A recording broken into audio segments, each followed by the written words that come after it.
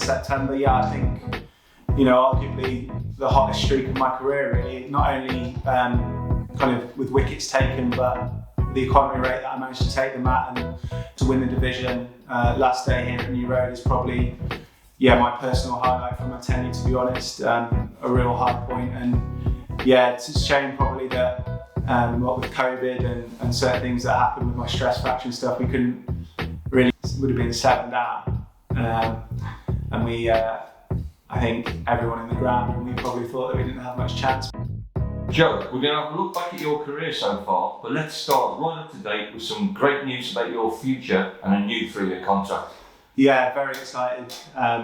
Obviously found out the good news a couple of weeks ago, or signed an extension last week, I think it was. So really excited to get stuck in for the next few years. And the good thing is it's at least 3 years, isn't it? It could be more than that. Oh, hopefully, we'll see. Obviously only 30 at the moment. So I see myself putting in hopefully some real good performances over the next 3 years and see where that takes us. Now, you've already played 10 seasons since your first team debut. What further goals have you got for these next 3 years at least? Good question, I suppose. I haven't really thought about it too much. Obviously 500 first class wickets is in the sight somewhere if I have a couple of good years. So, that would be phenomenal to achieve that, and something I probably never thought I'd have the chance to achieve. Even getting 300, however many it is now, is something I'm really proud of. So look, I'm really excited to throw myself into that for 3 more years and see where it takes us. How excited are you about this current group of young players that we've developed at New Road? Yeah, it is. It's very exciting. The side it feels like kind of maturing at the right time. Some of those younger guys, and it's great news that some of those younger guys have committed their future to the club as well. I think of Dylan, Finchy, Jack, Haynes, obviously Josh Baker's emergence this year, as well as a group of guys who've been together for a long time and have had a lot of success for the club and obviously are very ambitious as well. So if it comes together and hopefully it can do, I'm sure we're going to have a group that's very hard working, as we always have been, and kind of moving towards hopefully bringing further success to the club. Now, you ended the season as Worcestershire's leading wicket taker for the 6th time. You must have been absolutely delighted with the way you ended the season, your form in particular in September. It was probably no secret that I was a little bit frustrated in the first kind of 2/3 of the season with kind of my wicket taking tally in particular, although I actually feel like I didn't bowl that bad in that block of the season. And then in September, I think, arguably the hottest streak of my career really, not only kind of with wickets taken, but the economy rate that I managed to take them at and the control I've managed to garner in my bowling over the past kind of 2 or 3 seasons is really exciting. And hopefully if we can keep coupling that with wickets, it'll bring a lot of success. It seemed to be a challenging season for bowlers in particular, but you kept plugging away and you seemed to thrive on bowling long spells. It's always something I've enjoyed doing, to be honest. Probably at times as captain I've had to go away from what I'd absolutely love to be my MO, which is bowling long spells and really figuring batters out and getting a chance to work them over. So in September I obviously got the opportunity, just the way it presented itself, to bowl longer spells, and I think I probably got the success from that as well. Next season you'll go back to being one of the rank and file again after relinquishing the captaincy. What was the reason behind the decision at this stage of your career? Several things really. I've done it for 5 years. It's a pretty all-encompassing job. There's a lot of stuff that happens away from the cricket pitch, more than probably people realise, to be honest. And I've given it a good go for 5 years. I think there's an element of just needed a freshen up for the group. I probably needed a bit of a freshen up as well, and I'm just desperate to enjoy my cricket and contribute match-winning performances for the club. But presumably you still want to play a senior role as a leader within this young group? Oh, very much so. I'm there to help whoever takes over and there to help anyone in the group who wants to come and speak to me. I've always been the kind of person who wants to lead by example anyway, and I don't see that changing. So, of course, senior players have a responsibility to help carry the group forward, to help set the tone for the group. I'm looking forward to doing that, but without probably as much stress as I've had the last few years. How much are you looking forward to Matthew Wade joining up with the group, and what do you think he can bring to Worcestershire next season? Well, it's exciting to have someone for, you know, a sustained block, someone who's going to come and buy into the club. I think the last person who probably had the opportunity to commit like that was John Hastings, who had an unbelievable effect on the group. Certainly off the pitch, he was phenomenal. So without putting too much pressure on Matthew Wade, you know, he's going to come in and he'll give that steeliness that all Aussies have.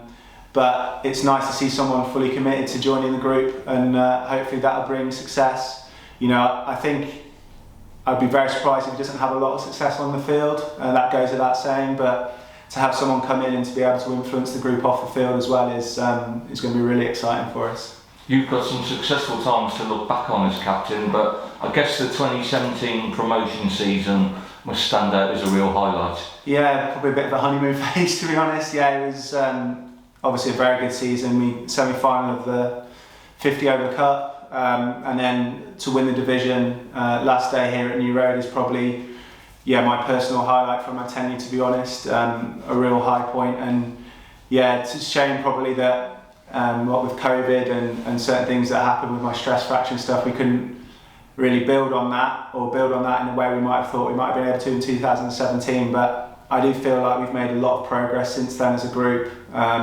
You know, transitioning some of these young guys into the side now and getting to a position where the platform feels like it's been set to go again is really exciting. So yeah, let's see how the next few years go. It was quite a strange season, wasn't it? Because we started off like a rocket, then it sort of levelled out, but then the start of August, a certain overseas player came in and gave us that final push. Yeah, it was probably a short version of what captaincy entails, I suppose. Some very, very high highs and some pretty low lows. That season was the book ended by some pretty high highs, and in the middle it was a pretty lonely place for a while, and that's probably a bit of a metaphor for how 5 years of captaincy's been. You do feel it both ways. Highs are certainly higher, but the lows are certainly lower. So yeah, that was an unbelievable season to look back on, and one I'm very proud of. I was talking, of course, about Ravi Ashwin. Sorry, yeah, of course. Yeah, so look, hopefully we've had a succession of outstanding overseas players here. You know, that hasn't necessarily dropped off recently. He was a real boost for us that season, a real kind of catalyst for us to change the momentum, and he did help do that. But he also, I think it showed the importance of what an overseas can bring, just through confidence it gives the group. We went to Trent Bridge on a green seamer and turned over knots who were first, with probably minimal impact from Ash on that particular game, albeit he did some outstanding things for us when he was here. So yeah, hopefully Matt Wade and whoever else potentially comes through the door over the next 2 or 3 years can help and give that kind of effect. You had a fantastic season that year, 69 wickets, 65 the year before. That was like a real golden spell for you, wasn't it? Yeah, I suppose looking back on it, yeah, it was. I mean, it's not necessarily something that I think's unachievable, to be honest with you. You know, certainly now having given up the captaincy and you know, being able to focus purely on myself as a bowler, I guess, I don't see that as being unachievable, and that's the kind of target that I look to set myself, to be honest with you. I want to be in and around those numbers again, certainly. So yeah, it was a little hot streak for 2 or 3 years, certainly, but one I'm looking to recreate. It seems hard to imagine over this 10 years, 10 seasons since you made your debut at Edgbaston. What do you remember about that? Being very out of my depth, to be honest. I obviously made my debut with Dolly, and I think Chris Russell made his debut that game as well. And yeah, how our careers have all kind of gone in different directions. I think I batted above Brett that game, and yeah, felt very much out of my depth in Division 1, I'll be honest, as a 21-year-old, and probably realised then that there was going to be some hard work to kind of make a career out of the game, really, because I think sometimes you set your sights on playing first team cricket and you get there and you don't quite realise what it's going to entail. So yeah, from being very much out of my depth then to having had the opportunity to captain this side for 5 years and now be a senior player, it's a good journey I've been on. Of course, in those days you were primarily a batsman who bowled a bit. You got a memorable century, I remember, at Cheltenham. How did that change come about from being a batsman who bowled a bit to being a new ball bowler who bats normally about number 8?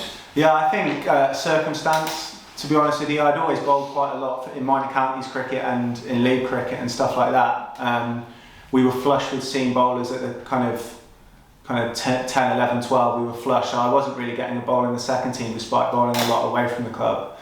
And then, yeah, I think obviously a couple of guys left and I got the opportunity to bowl a little bit more in the second team.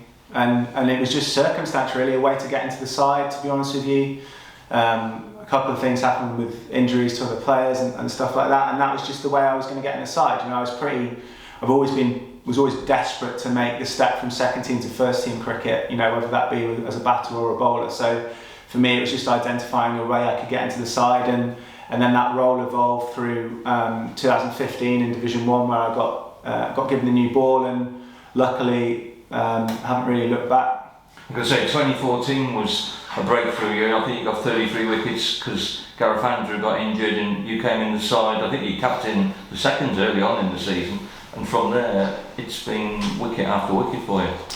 Yeah, well, yeah, I guess so. Yeah, I captained the seconds under Sharpie when he first came into the club in 14, and I actually did it at the start of 15 as well, because Gaz came back into the side. Unfortunately, you know, for him, he had a couple of bad injuries that presented opportunities for me, and yeah, I suppose I've been lucky enough to take them. 2014, of course, was Shantra's match year.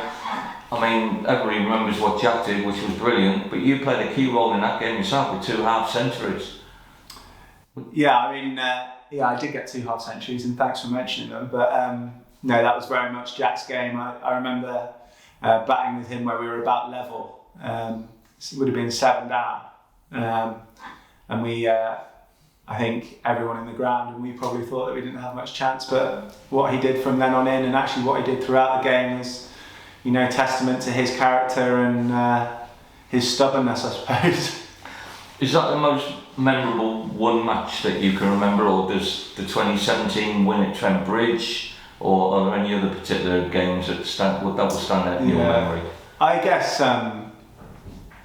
as kind of a game where we managed to flip it on its head, that was very memorable to get promoted off the back of that. It was obviously a very unique set of circumstances, which does make it very memorable. I don't think we can claim as a side that it's been our most memorable game as a group, to be honest. You know, Jack really did pull us out of the mire that game, and so yeah, it has great memories for me. I think the Notts game in 17 is probably my most memorable as a 4-day performance, certainly.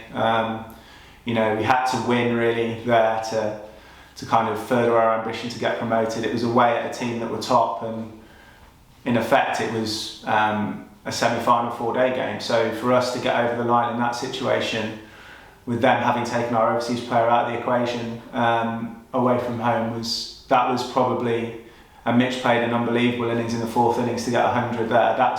That's probably my favourite game, not necessarily the most memorable, but my favourite 4-day performance up until now. Hopefully you're going to be playing for Worcestershire for many more years to come, but I believe you're already sort of making plans for that time away from the game. Yeah, I've been pretty active throughout my whole career, really, away from cricket. Just finishing up a Masters now, and yeah, hopefully set myself up for after, certainly. But as I say, there's certainly at least 3 more years left in me, and hopefully more after that. Well, Joe, congratulations on your new 3-year contract, and we wish you all the well this winter and next summer. Thank you.